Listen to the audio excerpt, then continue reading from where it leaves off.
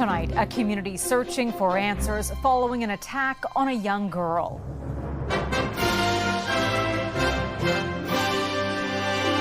So our criminal investigation team consulted with many experts. An animal attack could not be ruled out. What police shared at a town hall after a teenager is charged. I think overall for the community, it was a good thing. It did answer a few questions. New tariff threats from Trump, who he is targeting today. The whole reliability and predictability factor in trade has become almost unachievable under this president. Also, problematic legacies. The Canadian city changing its policy on naming new streets. And history makes a splash on the East Coast. How this replica ship connects to Canada's past and what made its future on the water possible.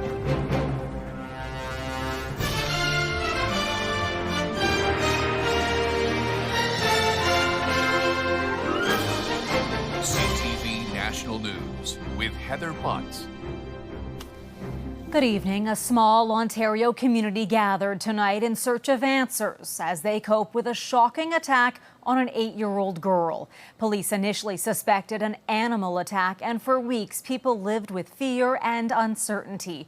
But then a 17-year-old boy was charged with attempted murder and sexual assault, raising even more questions. Tonight, provincial police hosted a town hall in Quadville to help ease concerns. CTV's Jeremy Sharon was there. We'll try to answer questions as best we can. A community reeling from a devastating tragedy. I knew that you guys didn't know until just now. Tonight, looking for answers. How did it take you guys as long as it did to find that little girl? Tensions for some ran high. They got here as quickly as they could to commence the start. They have a process they have to follow. Police holding a town hall to update residents and take their questions about what happened to a little girl. It took 2 weeks of us thinking it could potentially be an animal attack. Why so long? It was initially suspected an animal attack in late June is what sent an 8-year-old girl to hospital with life-threatening injuries. Traps were put out and the community was warned to be careful. It's been just like a roller coaster, kind of like the victim, I think I've seen her before, like once or twice. But earlier this week, police confirmed no animal was involved and charged a 17-year-old boy with attempted murder and sexual assault with a weapon. We could not rule it out at the start. Investigators, in consultation with all of these experts, could not rule out that it was an animal attack. So could you imagine an animal attack in your community that the OPP knew about and did not tell you? What they now know was a violent crime has this small community focused on trying now to heal together. Living here and knowing Quadville, everyone will do the best to make sure that everyone feels seen, heard, connected. There is a whole lot of healing that's going to have to take place. I think we can agree on that. And in a small community, you have that ability to support each other. And there is hope among some. This meeting may have been a first step. I feel like we got a bit of permission to just really make sure that everyone stays included and, all the families involved. And I feel like that's really important. We don't want anyone to feel like they can't get support from each other. Those we spoke with say they can now start to move forward as a community, even if it won't be easy. The pastor for the community church is bringing in counselors to be made available for anyone who needs it. Jeremy Sherrill, CTV News, Quadville, Ontario.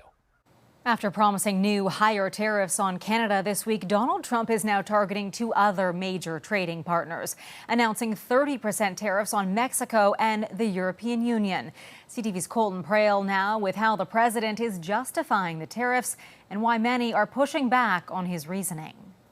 Another day, another tariff. This morning, Donald Trump promising 30% tariffs on Mexico and the European Union. The rate is lower than the 35% facing Canada, but in line with the 24 new tariffs announced this week, many higher than previous rates. The whole reliability and predictability factor in trade has become almost unachievable under this president. Economists worry the news could wreak havoc on markets, which have been slow to react. Markets have convinced themselves, Taco, Trump always chickens out. Markets have convinced themselves that that's a universal constant and will always be true. I think they're wildly overconfident. Trump says fentanyl trafficking is the reason behind the increased Canadian tariffs. American officials say border seizures from Canada in 2025 have already exceeded last year's total.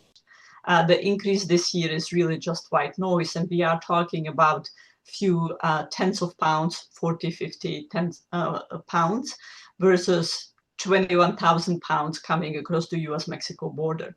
Since October, police in Canada have shut down super labs in British Columbia and Alberta, made the largest fentanyl seizure in Ontario history, and arrested over 500 people in connection to drug trafficking. But experts say lagging legal proceedings are slowing progress in Canada and at the border. We're not seeing those prosecutions, we're not seeing the convictions, we're not seeing the sentences. And so that sort of just allows this to continue. President Trump says Canada will need to work with the United States to stop the flow of fentanyl if it wants the tariff rate to change. But experts say eliminating fentanyl trafficking isn't feasible. Heather. CTV's Colton Prale in Ottawa. Thank you. Donald Trump also putting another target in his crosshairs today. Comedian Rosie ODonnell threatening to take away her citizenship. In a Truth Social post, Trump stated O'Donnell is, quote, not in the best interest of the country and a threat to humanity. The former TV host, who was born in the U.S., moved to Ireland this year after Trump's White House return. O'Donnell fired back on social media in a series of posts. According to the American Constitution, the president doesn't have the legal power to revoke the citizenship of anyone born in the U.S. Young Canadians looking for summer jobs are having a tough time this year. Economists say that could provide a warning for what might be around the corner. CTV's Kamal Kuramali has more. Here at one of Canada's biggest malls, it's a hunt. Just resume after resume. For teens. I applied to like 150 jobs and I didn't get anything. Chasing down jobs. It's honestly almost impossible to get a job anywhere now. Antonio De Silva has been searching for months, now knowing all the summer roles might already be filled up. The businesses as well, not opening up enough or just creating enough job opportunities for the new generation incoming. According to the latest jobs report, unemployment for students who want to work summer jobs has climbed this year to more than 17%, not including the first year of the pandemic. That's a number not seen since 2009 when Canada was in a recession. This has been a brutal summer for students to look for a job. The openings are just not there. The trade war with the U.S. getting the blame for the downturn, with many companies hit hard by U.S. tariffs on Canadian imports. In the last few months, companies have had no idea where the economy is going. The last thing they're going to want to do is take on a few extra heads for the summer. The border city Windsor, for example, topped all cities in Canada with an 11.2 overall unemployment rate. In second was Peterborough at a 10% jobless rate. At this point, we are very much, the canary in the coal mine on the trade dispute with the U.S. All of it leaving some economists to believe that another recession may be on its way. Companies so far appear to be playing it safe when hiring, not knowing what curveball the U.S. will throw next. There's been some caution that employers have undertaken just because the situation could really go in multiple directions. And economists add the silver lining continues to be that Canada is not in a recession just yet, despite facing months of tariff threats. And this June, the economy actually added more than 80,000 jobs, with companies still investing, showing Canada's resilience through all of this. Kamal Kuramali, CTV News, Toronto. Environment Canada has issued heat warnings for several provinces across Canada this weekend, but some are still trying to make the best of these sweltering conditions. I like it because we just came from Cuba, so I feel like I never left it. In Toronto, the temperature hit 35 degrees, but it felt like 40 with the humidex. Experts warn to be on guard when temperatures hit these extremes because health issues can arise quickly. Not only are these hot and humid conditions sticking around all week, much of Canada could be in for a long, hot summer. We'd have more days this summer than we had all of last summer. And we're not even to the halfway point of summer quite yet. Conditions feeling like 40 also in the Montreal area. Alberta, as well as Newfoundland and Labrador, are also under heat warnings this weekend. The weather playing a role in keeping tensions high in Saskatchewan, with the community of Beauval back on the defensive. CTV's Alison Bamford on the wildfire fight and how evacuees are handling it.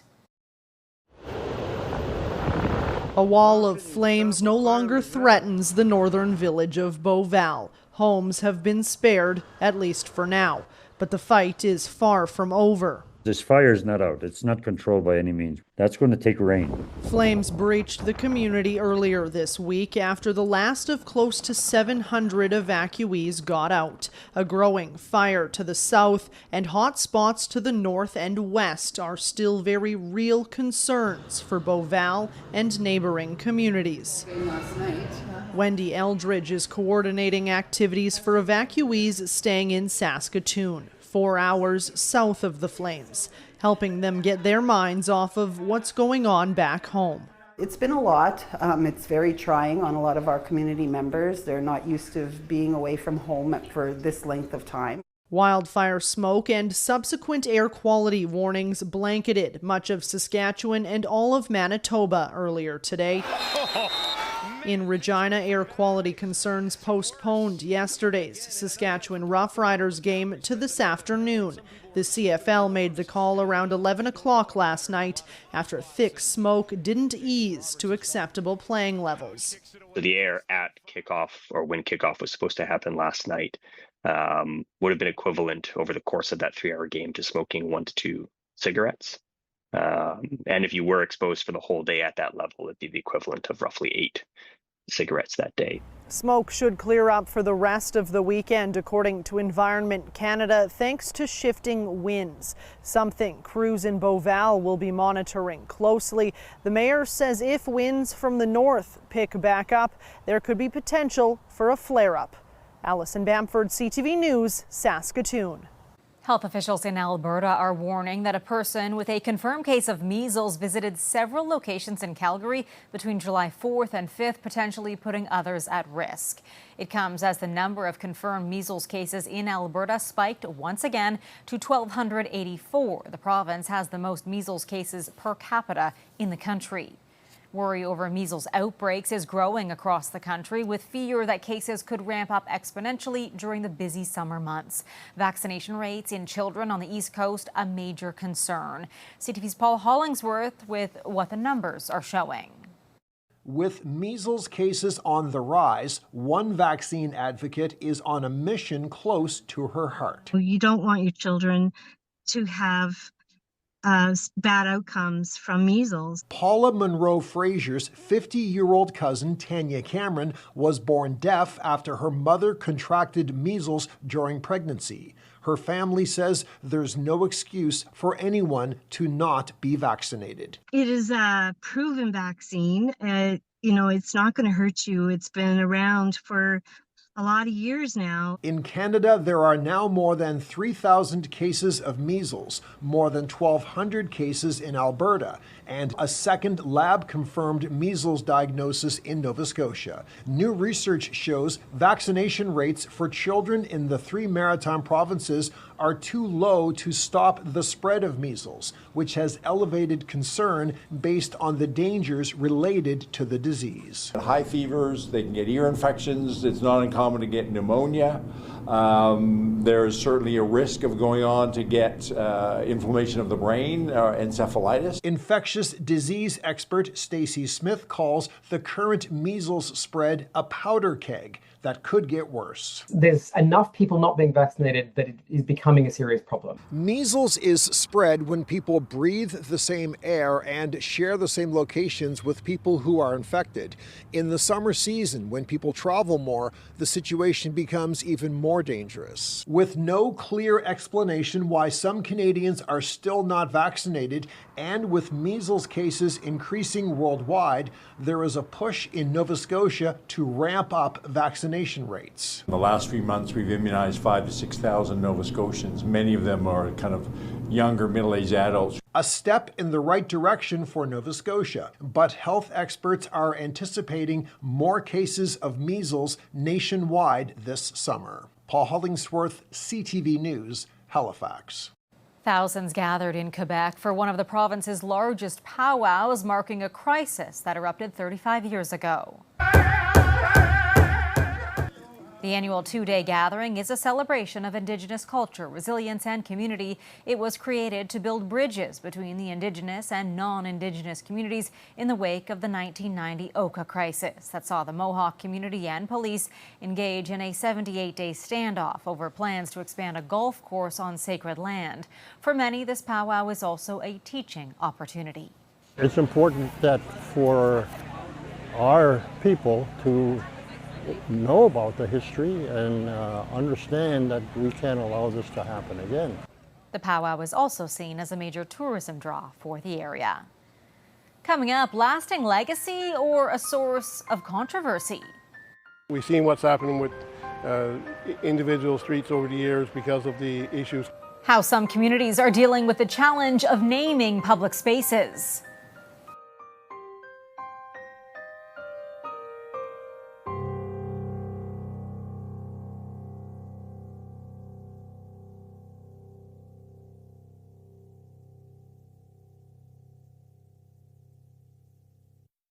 Communities across this country have been forced to confront controversial names of streets or facilities, addressing what some deem historical inequalities. In St. John's, a new policy looks to avoid problematic legacies. CTV's Garrett Berry explains. The streets of this city hold plenty of history lessons, like Coghlan Place, named after Reverend Lawrence Coghlan, the first Methodist minister in Newfoundland, or down the road, Russell Street, named after a 25-year general manager with the Newfoundland Railway. But this exact type of commemoration will soon come off the table. A new rule passed by City Council means no more streets named after individuals. We're not trying to eliminate the opportunity to add the history to our streets, but the individual history. We've seen what's happening with individual streets over the years because of the issues created. Councillors here say they are trying their best, honoring history, but trying to limit the damage that can come from unexpected revelations and exclusion. Here is the type of name that just won't be unveiled anymore, Gordon Breen Way. It was christened just a couple of years ago in honor of that man's lifetime of contribution to the sport of baseball in the city. Nothing will be taken down, and families can still be honored for their collective contribution. Over the past few years, many public bodies have wrestled with this sort of thing, contending with the legacies of people honored on schools, streets, and park signs. In Hamilton, the public school district has also decided no new schools will be named after individuals. I always like to frame it as, what names are we missing out on? What opportunities do we have to bring a community together in a different way? And I do want to make it really clear, too, this does not mean that educators in our schools don't talk about historical figures. Back in St. John's, one city councillor says there's more to do. Right now, all the way throughout the city, we have streets named after, places named after colonial figures, European figures, and we don't have that so much for Indigenous folks. Ophelia Ravencroft says city officials should work to ensure that streets and buildings and parks should reflect some of the first inhabitants of this island, the Mi'kmaq and Beothuk people that lived in this region far before Europeans settled here for good. Garrett Berry, CTV News, St. John's. Still ahead, cashing in at Cavendish Beach. How Atlantic Canada's biggest country music festival is playing out with businesses.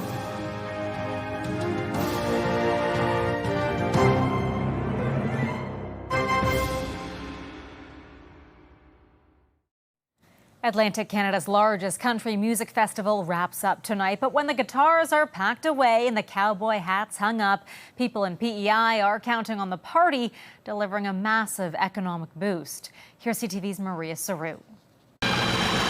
On the grounds of the Cavendish Beach Music Festival, signs are up across the site and local brewers are banking on a big weekend. It's a tremendous boost to everything that we do. Gahan House's culinary operations manager says the festival is huge for brand awareness. Many are introduced to their food here, then visit locations in Charlottetown and across the East Coast. And it's not just vendors who benefit. More than 60,000 music fans take in the three-day country showcase, coming from across Canada mostly the Maritimes. They need places to stay and to stock up on supplies. It's over 15,000 room nights that are directly attributed to the festival. Gas stations, convenience stores, the grocery stores. On average, Cavendish Fest drives a direct impact of about $20 million to the island's economy.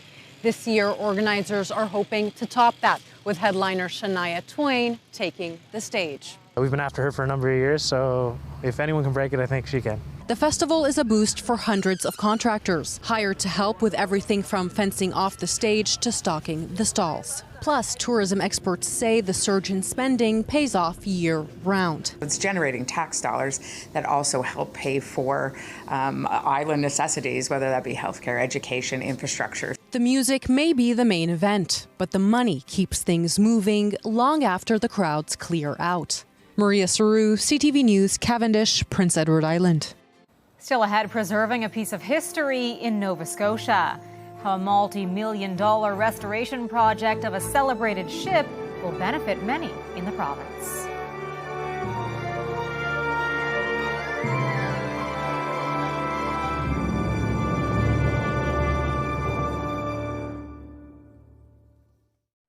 We leave you tonight with an historic ship making a splash in Nova Scotia. A restored replica of a vessel that sparked a wave of Scottish immigration more than 250 years ago was relaunched during a colorful ceremony.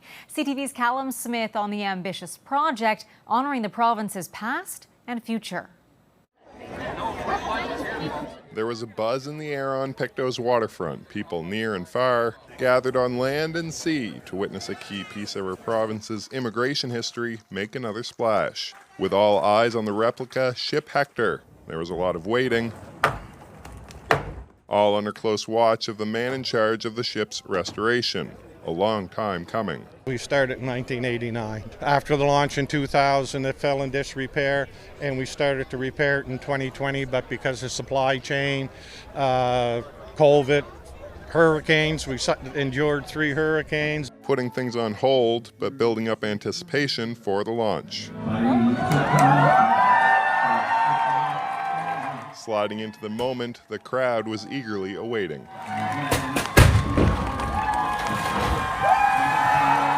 When we saw it, it was just absolutely incredible. I had no idea it would be that spectacular. Man, it was exciting and it was so awesome to see, and I'm very proud of my uncle. He did a lot of hard work and it all went well.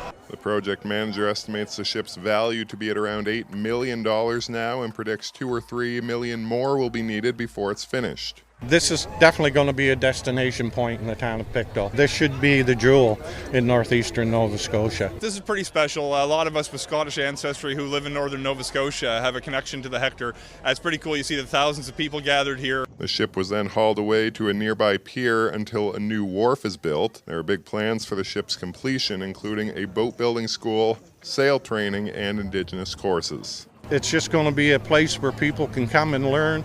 The ship will be used for at-risk kids to go for sails, harbor tours, seniors, people that normally can't get out on a ship. Callum Smith, CTV News, Pictou, Nova Scotia.